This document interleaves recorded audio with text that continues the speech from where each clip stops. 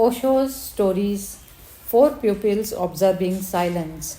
In the search for the first principle, silence is the door, the only door, comments Osho on this sutra.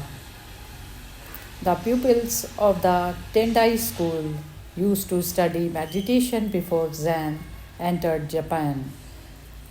Four of them, who were intimate friends, promised one another to observe 7 days of silence. On the first day, all were silent, but when the night came and the oil lamps were growing dim, one of the pupils could not help exclaiming to a servant, "Fix those lamps." The second pupil was surprised to hear the first one talk. "We are not supposed to say a word," he remarked. "You too are stupid. Why did you talk?" asked the third. "I am the only one who has not talked, thank God," concluded the fourth. In the search for the first principle, silence is the door, the only door, and except it, there is no way to approach the first principle. The first principle can be known only when you move to the primordial state of your being. Thinking is secondary, existence precedes thinking. Existence comes first. First you are, and then you start thinking. Thinking is secondary, thinking is a shadow activity. It follows you, it cannot exist without you, but you can exist without it. Through thinking, you can know secondary things, not the primary things. The most fundamental is not available to thinking. The most fundamental is available to silence. Silence means a state of consciousness where no thought interferes. Lost in the jungle, two beggars meeting each other, clinging to each other, cannot be blissful. It is my own experience that there is no greater joy than to be alone, said Osho. The joy of love is secondary, and the joy of love is possible only if you have known the joy of being alone, because then only do you have something to share. Otherwise, two beggars meeting each other, clinging to each other, cannot be blissful. They will create misery for each other because each will be hoping and hoping in vain that the other is going to fulfill me, the other is hoping the same. They cannot fulfill each other, they are both blind. They cannot help each other. I have heard about a hunter, said Osho, who got lost in the jungle.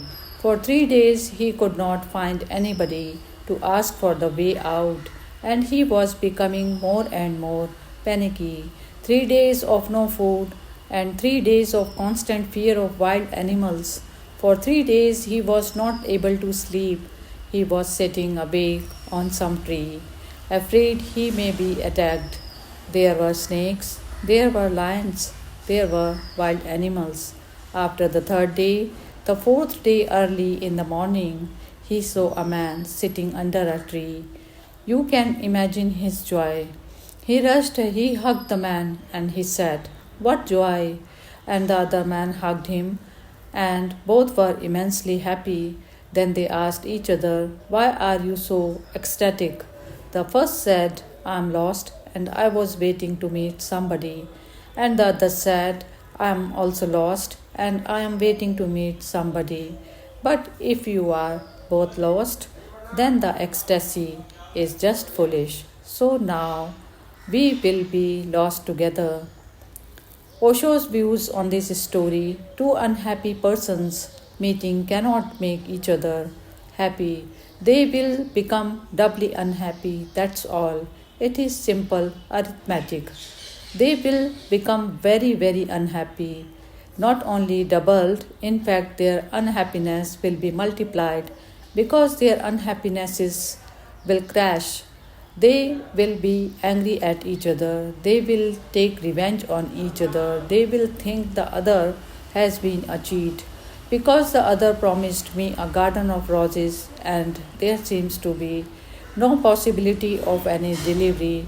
All promises prove false. Because out of unhappiness, how can you promise? Out of unhappiness, how can you give? You don't have it in the first place. How can you share? You share only that which you have. If you are happy, you share happiness. If you are unhappy, you share unhappiness. If you are sad, you share sadness. The house where God lives. You are Buddhas pretending to be somebody else. You are enlightened. You are Buddhas pretending not to be, pretending to be somebody else. And my whole park is here to expose you, said Osho. There is a beautiful story of Rabindranath Tagore. Osho says he was searching a God for thousands of lives. I saw him sometimes far away, close to a distant star. I rushed. By the time I had reached there, he had gone further ahead. It went on and on. Finally, I arrived at the door, and on the door there was a signboard. This is the house where God lives. Lao Tse House. Ravindra says, I became very worried. For the first time, I became very troubled, trembling. I went up the stairs. I was just going to knock on the door, and suddenly, in a flash, I saw the whole point. If I knock the door and God opens the door, then what? Then everything is finished. My journeys, my pilgrimages, my great adventures, my philosophy, my poetry, all the longings of my heart, all is finished. It will be suicide. Seeing their point so crystal clear, Rabindranath says, I removed my shoes from my feet because going back down might create some noise. He might open the door. Then what? And from the moment I reached the bottom of the steps, I have not looked back. Since then, I have been running and running for thousands of years. I am still searching for God, although now I know where He lives, so I only have to avoid that Lao Tse house, and I can go on searching for Him everywhere else. There is no fear, but I have to avoid that house. That house haunts me. I remember it perfectly. If by chance I accidentally enter that house, then all is finished. It is a beautiful inside. Man lives in problems. Man lives in misery. To live without problems, to live without misery, needs real courage. I have lived without any problems for 25 years, and I know it is a kind of suicide. I simply go on sitting in my room, doing nothing. There is nothing to do. Hari Om Tat Sat. Under the Kalpatru tree, Osho comments on the thinker is creative with his thoughts. The thinker is creative with his thoughts. This is one of the most fundamental truths to be understood. All that you experience is your creation. First you create it, then you experience it, and then you are caught in the experience because you don't know that the source of all exists in you. There is a famous parable. Once a man was traveling. Accidentally he entered paradise. In the Indian concept of paradise, there are wish-fulfilling trees, there kalpatrus. You just sit underneath them, desire anything, and immediately it is fulfilled. There is no gap between the desire and its fulfillment. There is no gap between a thought and a thing. You think and immediately it becomes a thing. The thought realizes automatically. These kalpatrus are nothing but symbolic for the mind. Mind is creative, creative with its thought. The man was tired, so he fell asleep under a kalpatru, a wish fulfilling tree. When he woke up, he was feeling very hungry. So he simply said, I am feeling so hungry, I wish I could get some food from somewhere. And immediately food appeared out of nowhere, just floating in the air. Delicious food. He was so hungry that he didn't pay much attention to where it had come from. When you are hungry, you are not philosophic. He immediately started eating, and the food was so delicious that he was caught up in the food. Once his hunger was gone, he looked around. Now that he was feeling very satisfied, another thought arose in him. If only I could get something to drink, and there is still no prohibition in paradise. Immediately, precious wine appeared. Drinking the wine relaxedly, in the cool breeze of paradise under the shade of the tree, he started wondering, what is the matter? What is happening? Have I fallen into a dream? Or are some ghosts around the playing tricks with me? And ghosts appeared, and they were ferocious, horrible.